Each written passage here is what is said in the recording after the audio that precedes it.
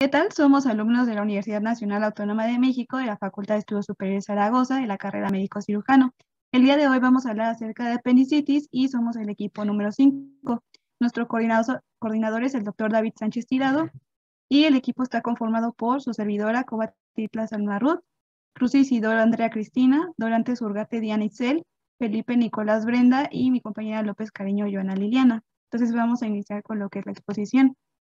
Primero vamos a hablar acerca de la definición de apendicitis y bueno, esta es definida como la inflamación del apéndice vermiforme. Recordemos que itis es la terminación para referirnos a inflamación y apéndice pues propiamente la región.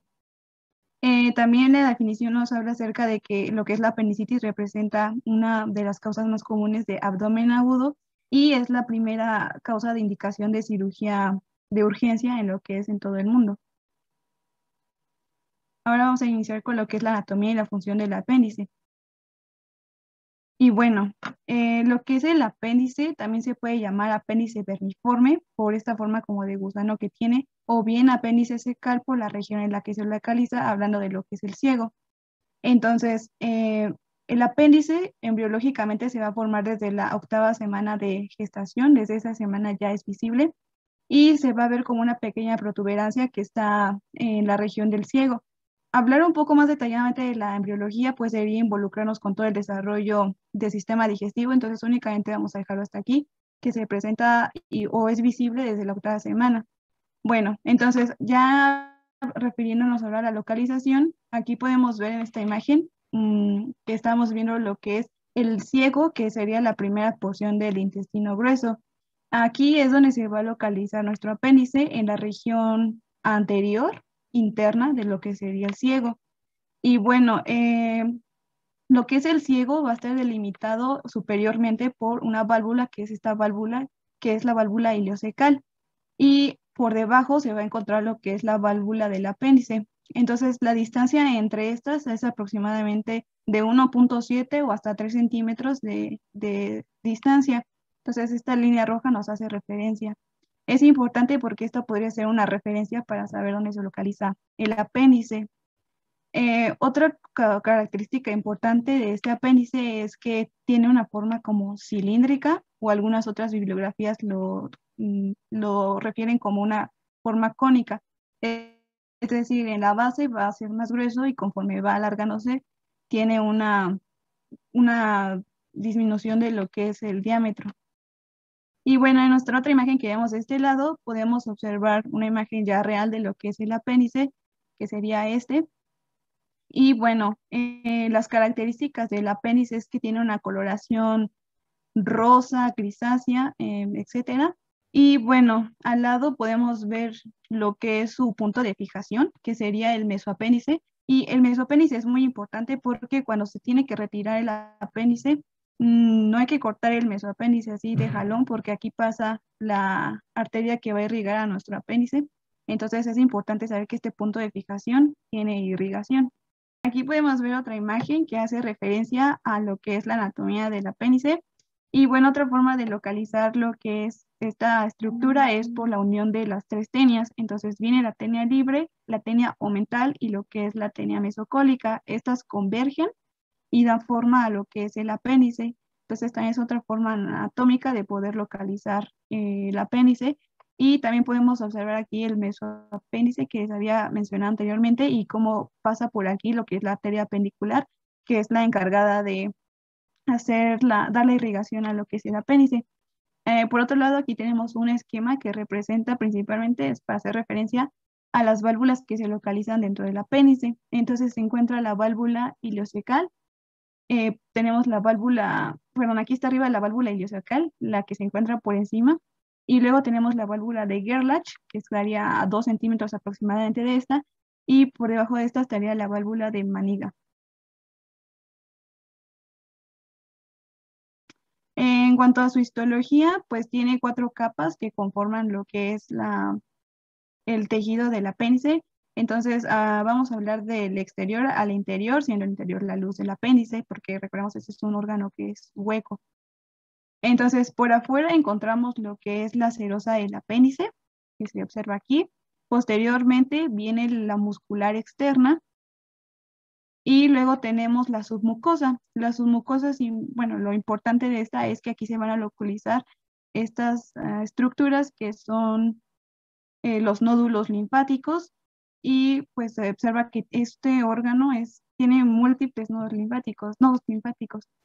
Y bueno, después de la submucosa se observa lo que ya es la mucosa, y aquí vamos a encontrar células caliciformes encargadas de generar y secretar lo que es moco. Entonces, en el apéndice, todas las sustancias que se generan, o el moco, va a llegar a la luz, y de la luz va a ser expulsada lo que será el ciego, y posteriormente ya saben el camino donde va. Entonces, también en esta misma imagen vamos a hablar acerca de la función del apéndice. Anteriormente decían que el apéndice este era un órgano que era de vestigio, es decir, un órgano que ya no tenía ninguna función y quedó ahí. Sin embargo, por la gran cantidad que contiene de tejido linfático, se puede asociar a que sí tiene una función en cuanto al sistema inmunológico. Entonces, la principal función en la que se le ha atribuido es que hay secreción de IgA por el tejido linfático que presenta. No quiere decir que si quitan el apéndice ya no vaya a ayudar al sistema inmunológico o que vaya a tener alguna alteración, etcétera. No, realmente quitarlo no es tan malo, pero sí tiene cierta función. En la bibliografía que consulté mencionaba que las personas que se les había retirado el apéndice se había asociado que tenían mayor probabilidad de desarrollar enfermedad inflamatoria, este, eh, desarrollar inflamación crónica del colon, o bien podían generar también necrosis, pero solamente era como una pequeña asociación. Del otro lado tenemos una imagen que es para hablar acerca de lo que es la irrigación. Entonces, ya les mencioné, la arteria que va a encargarse de irrigar el apéndice, pues es con su mismo nombre, la arteria pendicular, que esta viene de lo que sería la arteria ileocólica, la cual es derivada de la arteria mesentérica superior, y de ahí pues se iría a lo que es la aorta abdominal. Entonces es un camino, no es tan complejo, pero estos serían como las importantes o las ramas que tiene. Y bueno, ya por último, para mencionar lo que es la anatomía, el apéndice tiene un tamaño variable, puede ser de 1 a 30 centímetros, algunas bibliografías manejan que hasta eso, pero el promedio aproximado es de 6 a 8 o de 7 a 9 centímetros, dependiendo de dónde se lea.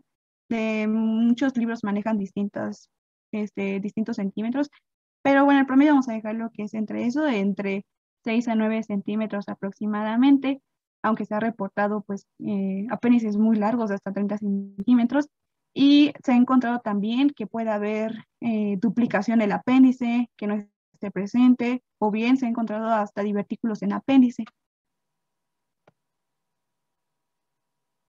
Ahora vamos a pasar con lo que es la epidemiología. Y bueno, lo que es la apendicitis aguda, y hablando de la patología propiamente, es la primera causa de cirugía abdominal de tipo no traumática y urgente en lo que es el mundo. Ya lo habíamos mencionado en lo que era en la definición anteriormente. Bueno, lo que es la apendicitis va a afectar aproximadamente a un 7% de la población general. Esto quiere decir que pues en todo el mundo, 7% de toda esa población va a tener cirugía probablemente. En cuanto a la edad de presentación es muy variable, se puede dar en cualquier edad, pero raramente se presenta en los extremos de la vida. Con esto nos referimos a personas ancianas o neonatos. Entonces, en estos dos grupos de edad es muy difícil que se pueda presentar, pero sí se puede presentar. Si llegase a presentarse, las personas tienen una mayor tasa de mortalidad, y esto es por dos situaciones principalmente. La primera, porque es difícil diagnosticarlos. Las patologías de estas edades son diferentes y podrían confundirse fácilmente. Y dos, porque probablemente el organismo en estos extremos de la vida puede adolecer de un buen sistema de defensa, entonces podría avanzar muchísimo más la enfermedad. Y aquí hay mayor probabilidad de perforación, que es lo mismo que va a elevar lo que es la tasa de mortalidad. En cuanto ya a la edad de incidencia que se presenta más, también dependiendo de la bibliografía que se maneje, pues va a variar la edad. Algunas manejan que desde los 7 a los 30 años es el promedio en que se presenta mayor incidencia. Otros hablan de entre la segunda y tercera década de vida. Y hay otras bibliografías que dicen que el 40% de todas las apendicitis son o se presentan entre los 10 y 29 años de edad. Entonces es muy variable. La que más se repite, o las bibliografías repiten más, que es entre la segunda y tercera década de vida, pues está aquí en negritas. Pero bueno, esto puede ser diferente en cada una. En cuanto a la mortalidad de lo que es la apendicitis, pues anteriormente, antes de que hubieran tantos estudios y más estudios de imagenología principalmente, pues era un poquito mayor la mortalidad. Ah, actualmente, pues ya la mortalidad es menor al 1%, es decir, casi nada. Para el sexo que mayor se presenta o que tiene mayor prevalencia es en el sexo masculino, con una relación de 1.2 a 1.3, relación a 1, pero si se dan cuenta es muy poquito lo que hay de variación. De hecho, no podemos decir 1.2 porque no podemos partir una persona, pero sí se ha observado una pequeña diferencia entre la prevalencia. Entonces, ligeramente es más prevalente en el sexo masculino. Y ya hablando de la incidencia anual, es de 139 personas por cada 100.000 habitantes. Y bueno, por último voy a hablar acerca de los factores que han estado asociados al desarrollo de la apendicitis, que estos serían algunos que se han encontrado en estudios. El primero es el sobrepeso y la obesidad. La obesidad es el que tiene mayor como desencadenante o es el que está más asociado, se ha encontrado en pacientes con apendicitis. Los excesos alimentarios, hablando acerca de la alimentación que no sea correcta, que no tenga buena cantidad de fibra, que sea muy grasa, etcétera. También las dietas muy altas en proteínas se han asociado con el desarrollo de apendicitis y por último el estreñimiento. Bueno, ahora vamos a pasar con la etiología. Bueno, como ya se mencionó anteriormente en la anatomía, recordemos que este va a ser un órgano hueco. Por ende, esto va a pasar, la apendicitis va a suceder porque hay una obstrucción de la luz apendicular, que esta va a ser por factores luminales, parietales o extraluminares. Entre los más frecuentes va a ser por hiperplasia de los tejidos linfoides, con un 60%. También se va a encontrar por fecalitos, del 20% aproximadamente, y también otra causa en la que encontramos puede ser por parásitos, ya sea helmintos, entamoeba, ascariasis, entre otras. También se pueden encontrar cuerpos extraños. Un ejemplo serían semillas. Y bueno, lo que va a pasar aquí, bueno, va a ser una obstrucción que nos va a producir una distensión, una proliferación bacteriana, perdón, y va a dar una isquemia e inflamación. En dado caso de no ser tratada, nos va a dar una necrosis, gangrena, y nos va a llevar a una complicación de la apendicitis, que es una perforación. Y en dado caso de que esta perforación sea contenida por el epiplón, nos va a dar un absceso apendicular. Pasando a la fisiopatología. La fisiopatología de este padecimiento todavía no está explicada del todo, pero hay varias teorías que nos intentan explicar la patología.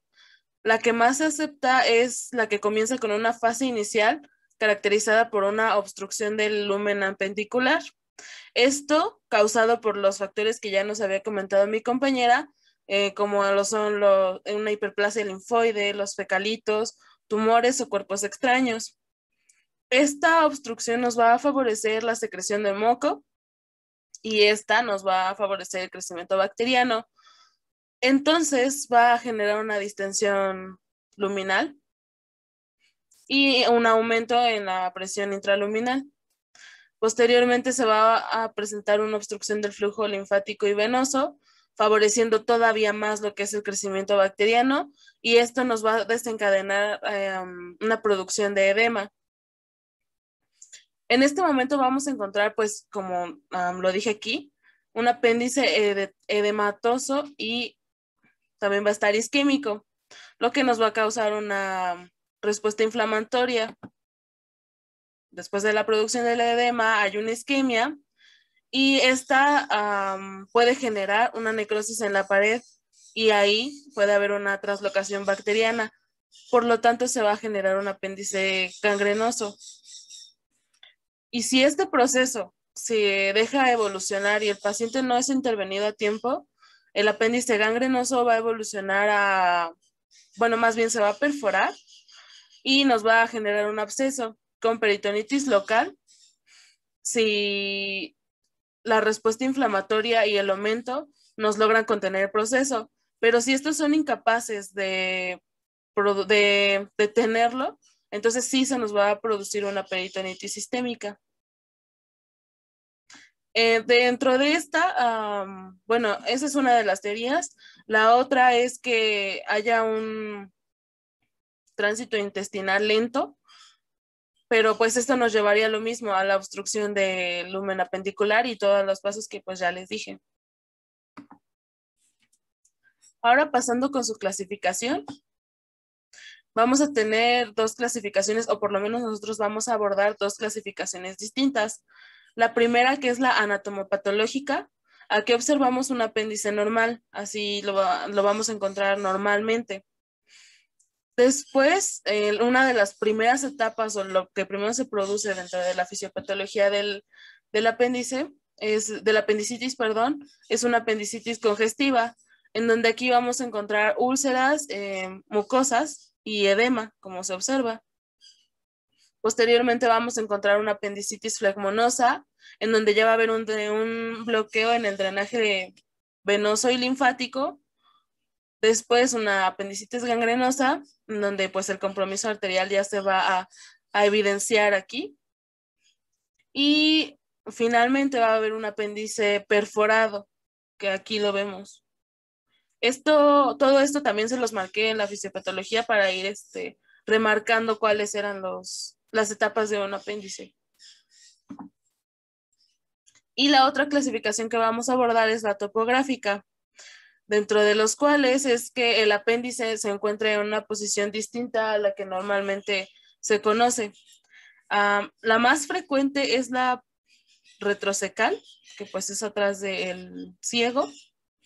Después, bueno, voy a ir diciéndolas en orden de frecuencia de aparición. Después está la pélvica, luego la subcecal, la preileal o anteileal, después la postileal o retroileal, y por último, o más raro, vamos a encontrar una posición paracecal. Ok, pasando al cuadro clínico, tenemos que los síntomas que aquí se presentan van a seguir un orden de inicio. La anorexia va a ser como tal el síntoma inicial en el 95% de los casos y es de sospecha directa para apendicitis aguda. En caso de que el paciente no sea anoréxico, en caso de que pues el paciente lo sea, habría que hacer un diagnóstico más a fondo. Seguido de la anorexia tenemos al estreñimiento y la distensión abdominal. Es muy importante que se interrogue al paciente si antes del dolor abdominal presentó estreñimiento, ya que este suele preceder al dolor abdominal y es por eso que a veces muchos pacientes se quedan con la idea de que el hecho de defecar va a aliviar su dolor, pero no es así. También puede presentarse diarrea, sobre todo en los pacientes pediátricos, y por esta razón debe también de realizarse un diagnóstico diferencial. Seguido del estreñimiento tenemos ahora sí al dolor abdominal, que es el síntoma característico por el cual el paciente acude a consulta médica. Este inicia de manera difusa en el epigastrio bajo o en el área umbilical. Este dolor es intenso y constante, aunque en ocasiones pueden presentarse cólicos intermitentes. La literatura como tal nos dice que el dolor se localiza en el cuadrante inferior derecho en las primeras 12 horas tras su inicio, pero no quiere decir que esto sea como tal una ley general en todos los pacientes que presentan apendicitis. ¿Es un clásico? Sí, pero sí suele ocurrir, suele ocurrir entre el 50 y el 90% de los pacientes y puede variar en cuanto a de que el paciente desde un inicio puede presentar el dolor en el cuadrante inferior derecho y permanece ahí. Quiero señalar también que la situación anatómica en la que se encuentre el apéndice va a influir mucho en la localización del dolor. Por ejemplo, un apéndice que tiene una localización anterior va a producir su dolor muy marcado y localizado en el cuadrante inferior derecho. En el caso de la apéndice retrocecal, esta puede ocasionar dolor abdominal de tipo sordo y en la región lumbar baja. Además del dolor abdominal, el paciente puede presentar vómito, el cual ocurre en el 75% de los casos. También las náuseas están presentes. Es común que el paciente tenga vómito de 1 a 2 veces posteriores al dolor. También es muy importante identificar esto del vómito, porque si el vómito se presenta antes del dolor abdominal, igual podríamos sospechar del diagnóstico de apendicitis. Otro signo característico es la fiebre. La temperatura puede aumentar 1 grado y como tal, la fiebre suele aparecer 6 horas después de que se inicia el cuadro. Ahora, en cuanto a los signos, tenemos signos positivos de apendicitis, como McBurney, Robson, Soas y el de obturador. El punto que más se destaca es el de McBurney, ya que representa un dolor máximo en el paciente. Este punto se encuentra localizado a 2/3 del ombligo en una línea trazada del ombligo hacia la espina ilíaca anterosuperior derecha, y el paciente va a mostrar dolor e hipersensibilidad y también irritabilidad al momento en que se palpe este punto. Por otro lado, tenemos al signo de Robson.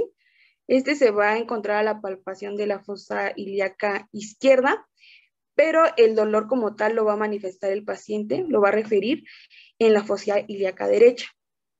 También tenemos el signo de Soas. Este se le va a pedir al paciente que se acueste sobre su lado izquierdo y el examinador, en este caso el médico, va a ir extendiendo lentamente su muslo derecho con el estiramiento subsecuente del músculo psoas-ilíaco. Este estiramiento va a producirle al paciente dolor, lo cual va a dar como prueba positiva, y vamos a ver que hay un foco irritativo cerca de este músculo. Y ya por último tenemos al obturador. Esta maniobra se va a realizar con el paciente en posición supina y después se va a proceder a la rotación interna del muslo derecho. Lo vamos a flexionar y este movimiento va a ocasionar dolor en el hipogastrio al momento de que se estira el obturador interno y va a dar señal de que hay una irritación en la pelvis.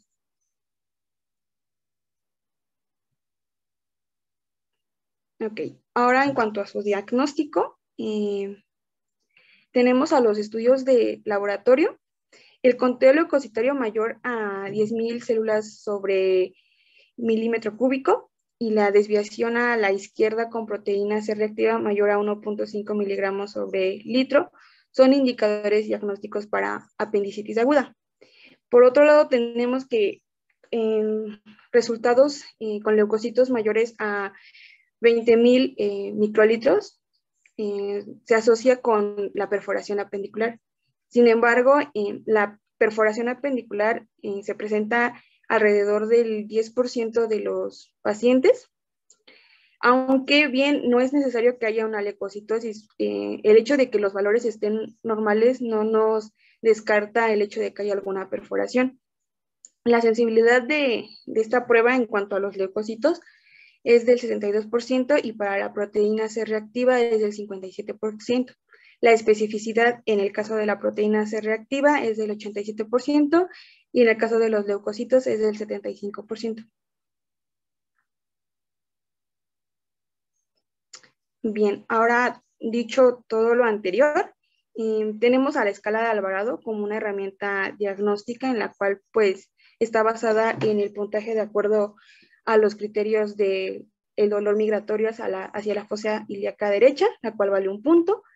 También tiene la anorexia, que igual vale 1 punto, la náusea y el vómito, que juntas equivalen a 1 punto, el dolor ante la palpación en la fosa ilíaca derecha vale 2 puntos, el rebote positivo en la fosa ilíaca derecha igual vale 1 punto, la temperatura mayor a 37.5 o 38 vale igual 1 punto, el hecho de que presente leucocitosis nos va a dar 2 puntos y la desviación hacia la izquierda con proteína C reactiva 1 punto.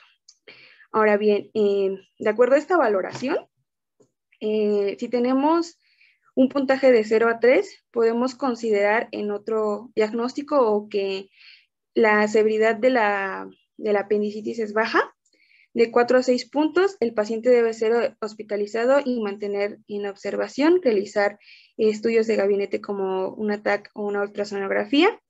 Y ya posterior a 12 horas y una vez evaluado estos estudios, se procederá a la intervención quirúrgica.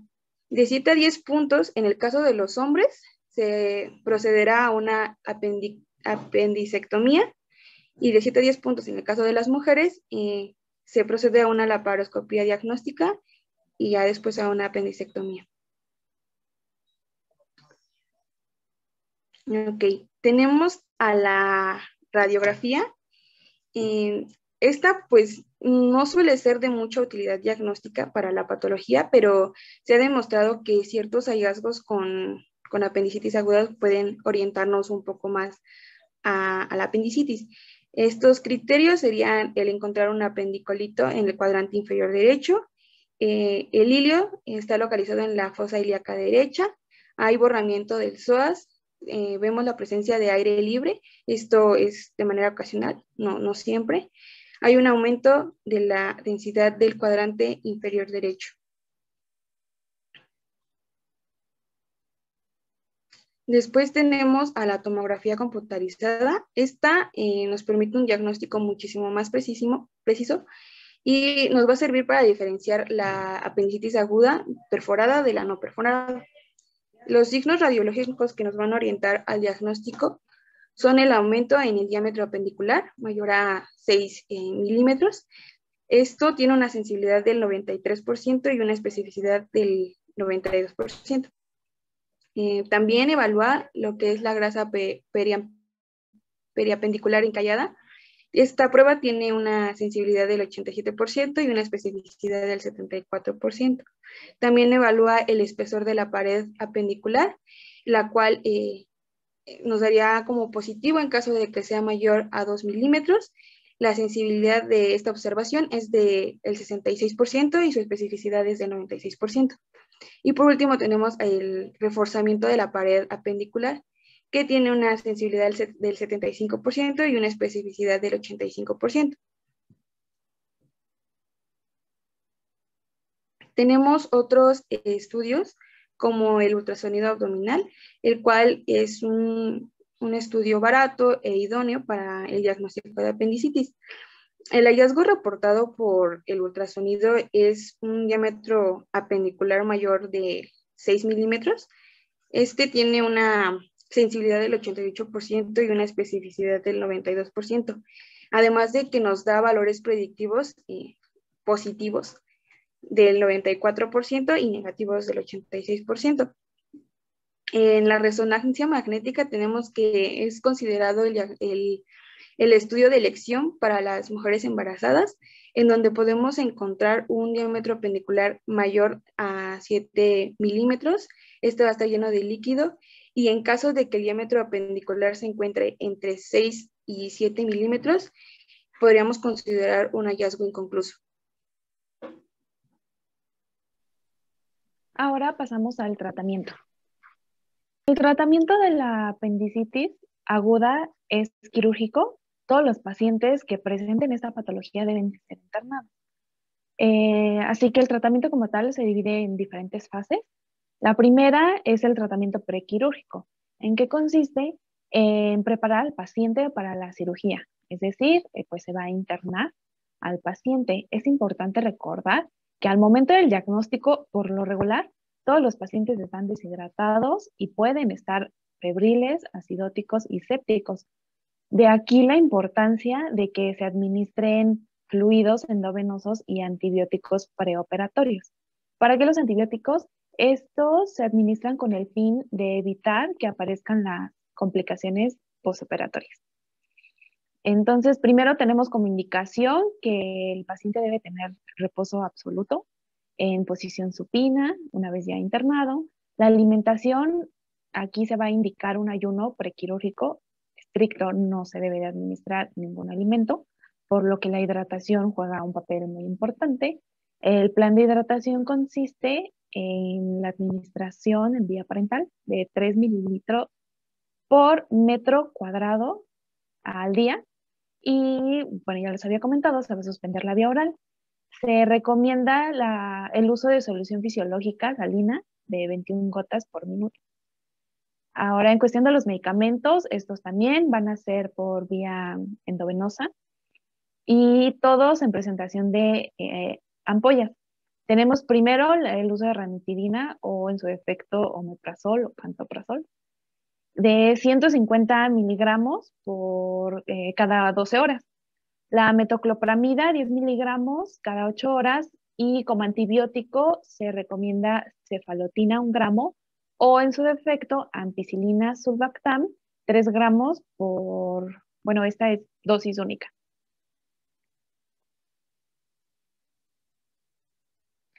En la guía de práctica clínica, tratamiento de la apendicitis aguda, nos indica que se va a utilizar la cefazolina de 1 a 2 gramos por vía intravenosa, más metronidazol, 500 miligramos, como dosis única, como profilaxis antibiótica.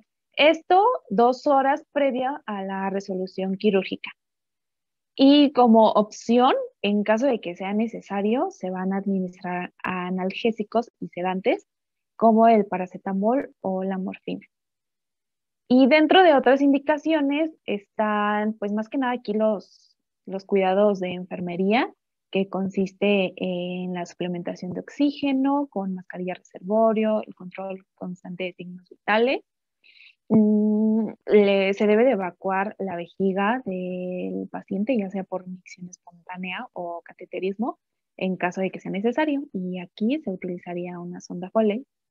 Se va a bañar al paciente antes de la cirugía lo antes posible y vigilie en dado caso de que coincida en turno nocturno por posibles síntomas de intoxicación con opioides, si fueron administrados.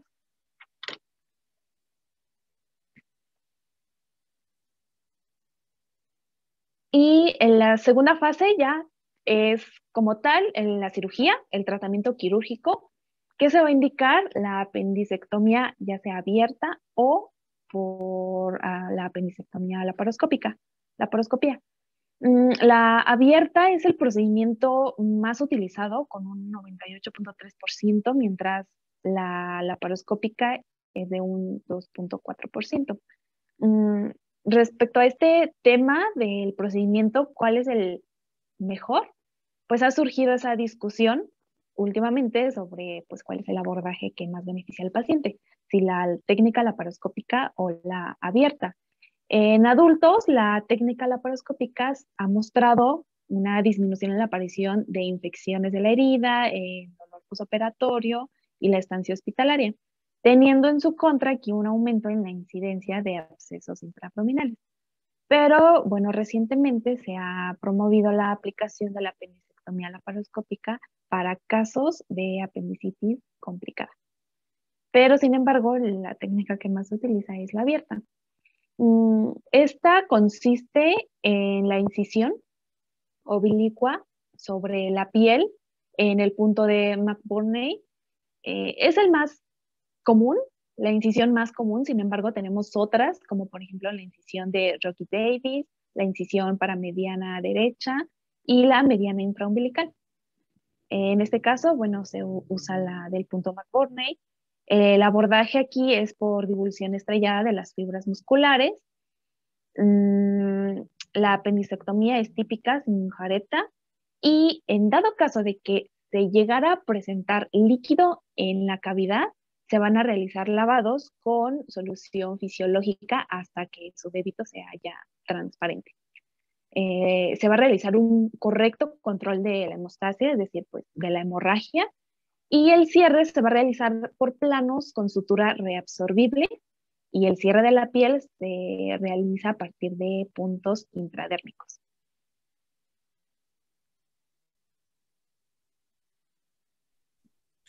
Dentro de esta fase también se tiene a lo que es el manejo del muñón apendicular. Hay 2 tipos de manejo, uno que es con invaginación y el de sin invaginación. En el caso del manejo del muñón apendicular sin invaginación, este se va a realizar cuando la base del apéndice esté libre, es decir, que no tenga alteraciones estructurales. Normalmente se usa en pacientes adultos. Esta nos va a dar un menor índice de hilo paralítico y pues como se ve en las imágenes se va a utilizar la técnica clásica de ligadura simple de Pauchet, que es la que se ve aquí, queda como un costalito. La otra de los manejos del muñón apendicular es con invaginación. Este se va a reservar para casos en el que la base del apéndice se encuentre friable o que tenga alteraciones estructurales como pues es la gangrena o que tenga alguna perforación. esta va a ser utilizada de rutina en niños. Dentro de las diferentes variaciones que tenemos para hacer un manejo con invaginación, está la tipo Halsted, en donde vemos que queda como el costalito, pero además se hace una sutura un poco más abajo. Se dice que 1 centímetro más abajo de la primera y queda así, o así se ve de lado. Esta se diferencia con la Ochsner porque no va a haber una sutura previa, no va a haber una sutura más arriba, solo se va a hacer la de abajo y va a quedar así. Esta es la Ochsner. También está la Zuckerman, en donde se va a hacer una sutura en forma de Z y queda así. Y también está la Parker Kerr, que esta es la más utilizada. Va a quedar de esta manera, así se ve finalmente.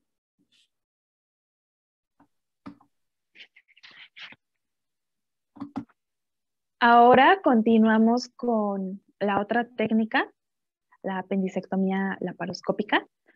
Aquí básicamente tenemos que primero el paciente debe colocarse en decúbito dorsal, de preferencia con el brazo izquierdo pegado al cuerpo. Se toma y se verte el ombligo con 2 pinzas tipo Alice, como se ve en la figura 1. Luego se hace la incisión transumbilical con bisturí, como se observa en la figura 2. Se procede a disecar la aponeurosis con tijeras, creando así un espacio supraponeurótico en dirección cefálica para colocar en este sitio un segundo trocar de 5 milímetros, utilizando ya la misma incisión de piel que se había realizado. Y eso se puede observar en la figura 3.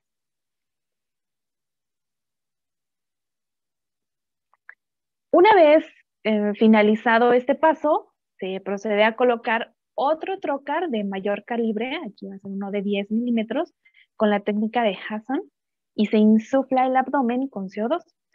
Se va a insertar una endocámara de 10 milímetros y 30 grados en este trocar para que permita explorar la cavidad en forma concéntrica. Luego se coloca el segundo trocar de 5 milímetros por punción en dirección cefálica y paralelo al trocar que se había colocado previamente de 10 milímetros en el espacio supraponeurótico que fue creado previamente. Posteriormente se va a introducir un catéter sobre la aguja en la fosa ilíaca derecha, por el cual se va a insertar aquí el hilo de sutura para generar una adecuada tensión del apéndice.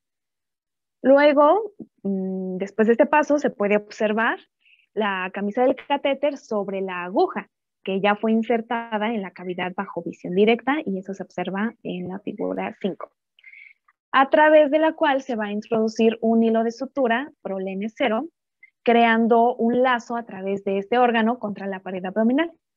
Así, de esta forma, se va a lograr la tensión y rectificación para una adecuada triangulación, que esto es muy importante dentro de esta técnica.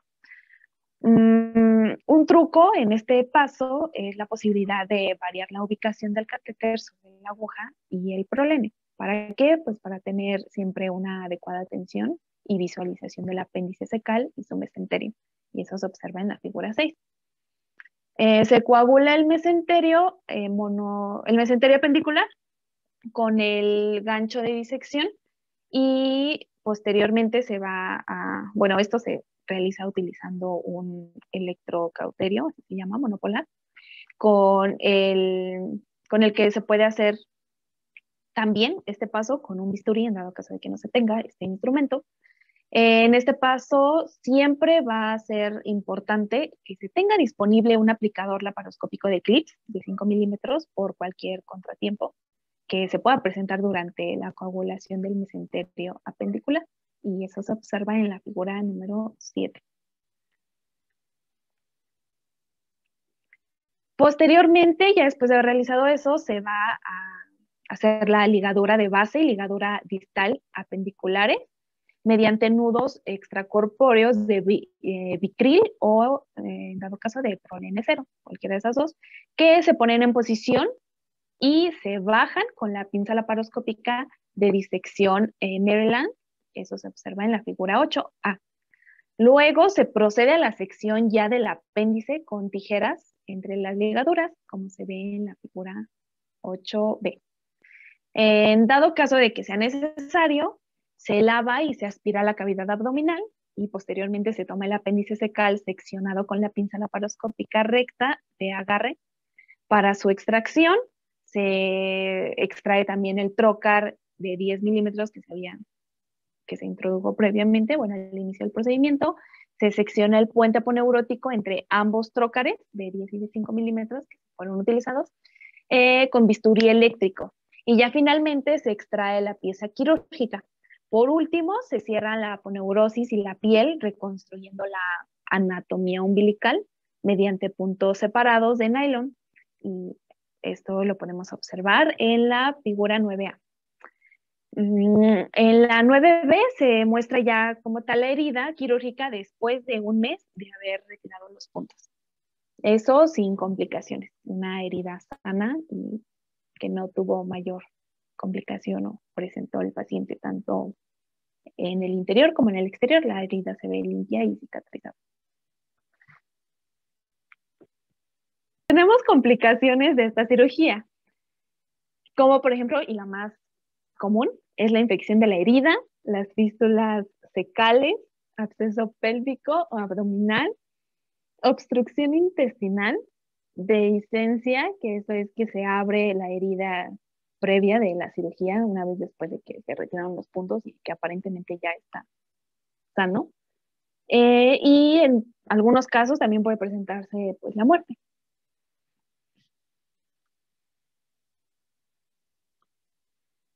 Y tenemos la hemicolectomía derecha en pacientes por apendicitis. ¿Qué significa esto? Bueno, la hemicolectomía es la extirpación de la parte derecha del colon y esta va a ser indicada en solo casos aislados de pacientes con apendicitis. Realmente es una condición patológica compleja e inesperada que toma por sorpresa al cirujano porque, bueno, inicialmente puede que el paciente esté programado para una apendicectomía. Entonces, al momento de la exploración de la cavidad, puede que el cirujano se encuentre con perforación, necrosis a nivel de la base, deformación de las estructuras anatómicas y su localización, lo que va a dificultar el anudado muñón. Entonces, debido a la gran masa de tejido inflamado, que puede llegar a su vez después a complicaciones en el paciente si es que no se dejara ese tejido inflamado y solamente se retira el apéndice. En estos casos sí está indicado la hemicolectomía, se va a extirpar, como se ve en la imagen, todo lo que es la zona, la parte derecha del colon, no solamente el apéndice o la zona fecal.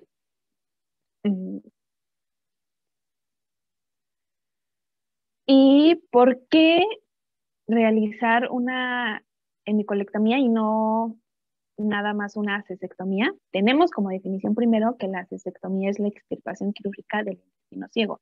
Y es lo que les comentaba. Si al momento en el que el cirujano está realizando esta operación, se encuentra con una gran cantidad de tejido inflamatorio, pues no únicamente es necesario quitar el apéndice y aparte el intestino ciego, sino ya es toda la parte derecha del intestino grueso.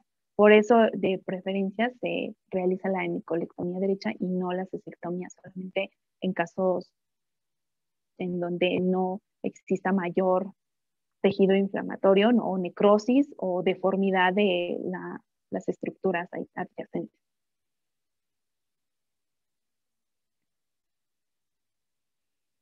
Una vez que el paciente sale de cirugía, la alimentación, bueno, como primer punto se va a indicar un ayuno postquirúrgico, seguido de dieta progresiva de acuerdo a la tolerancia del paciente, que es de 24 a 48 horas después de la cirugía.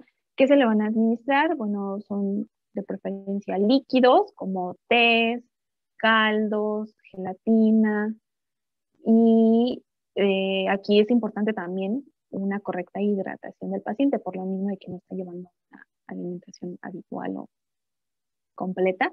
Este plan de hidratación parenteral consiste en la administración de solución fisiológica salina de 21 gotas por minuto.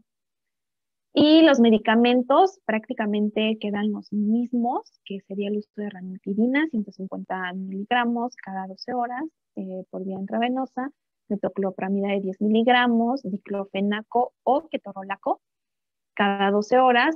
Como antibiótico se usan ampicilina sulbactam de 3 gramos cada 8 horas, o si no se dispone de esta, se puede usar piperacilina, tazobactam de 4.5 gramos cada 8 horas. Y finalmente, bueno, en esta tablita les coloqué el tratamiento postoperatorio de acuerdo al tipo de apendicitis que presentó el paciente. Si es congestiva, se va a suspender el antibiótico, solamente se usó como profilaxis a la cirugía. Si es apendicitis flegmonosa, se debe de utilizar metronidazol más gentamicina durante 2 días. Y si el tipo de apendicitis fue gangrenosa o presentó peritonitis el paciente, se va a utilizar metronidazol más gentamicina durante 5 días. Y una vez que el paciente es dado de alta, se va a mantener el tratamiento por vía oral con metronidazol y se va a agregar tenmetropin, sulfametoxazol. Y bueno, esto va a realizarse el esquema hasta completar 10 días de tratamiento.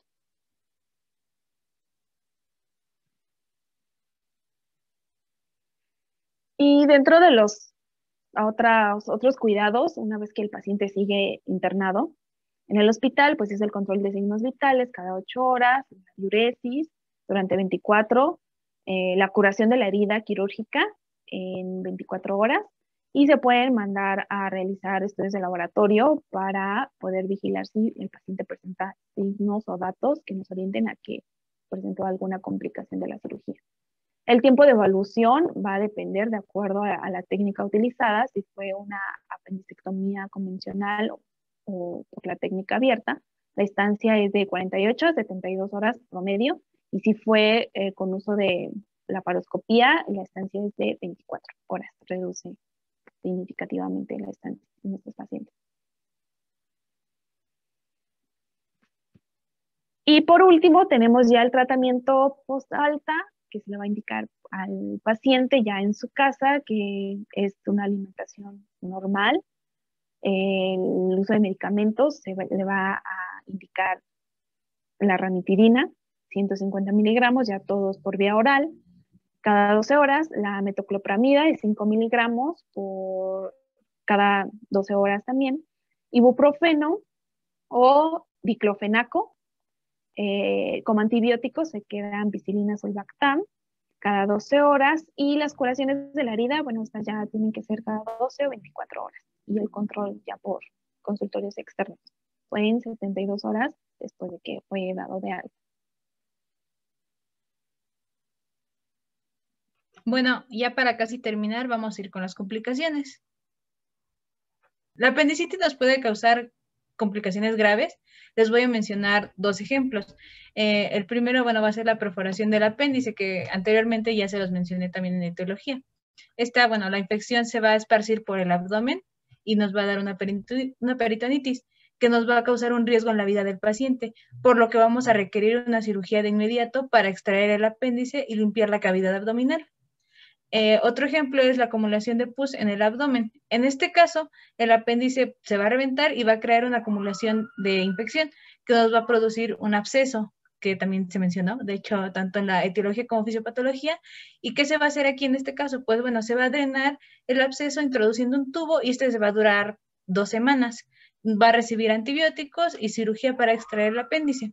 Entre otras complicaciones se van a encontrar, bueno, entre lo más frecuente, el absceso de heridas con un 5%, absceso de interasas, absceso de Douglas, absceso subfrénico, y bueno, también entre las complicaciones tardías se va a encontrar cuadros oclusivos por adherencias o bridas. Estas se van a presentar con menor frecuencia, con un 1%.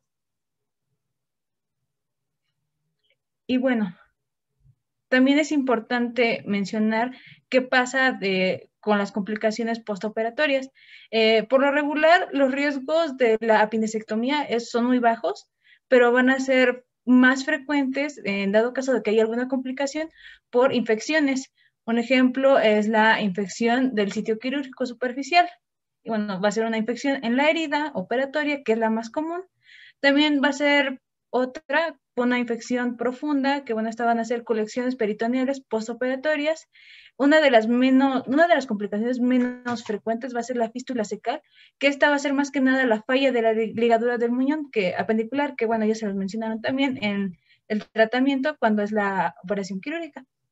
Y bueno, ya como último también las complicaciones parietales, como la eventración o viscerales, como la oclusión por vidres, son igual menor su porcentaje, muy infrecuente van a ser estas. Y ya para terminar, su pronóstico. Y bueno, por lo regular la apendicitis, esta va a ser su pronóstico favorable, pero va a depender de la etapa evolutiva en la que se encuentre el cuadro clínico, la presencia de las complicaciones y la demora en la que se instauraron todo el tratamiento. Y bueno, entre los riesgos que pueden pasar es que en la apendicitis no perforada va a haber una mortalidad del 0.2%, la apendicitis perforada va a haber una mortalidad del 3%. Recordemos como al inicio que se nos dijo que la edad avanzada nos va a elevar el riesgo de muerte y si hay una presencia de una enfermedad coadyuvante, va a estar en mayor riesgo. Entre las causas de muertes por apendicitis, estas ya van a ser complicaciones por sepsis igual de origen abdominal o una peritonitis persistente. Pero por lo regular el pronóstico es favorable. Y bueno, esto sería todo por nuestra parte. Muchas gracias por su atención.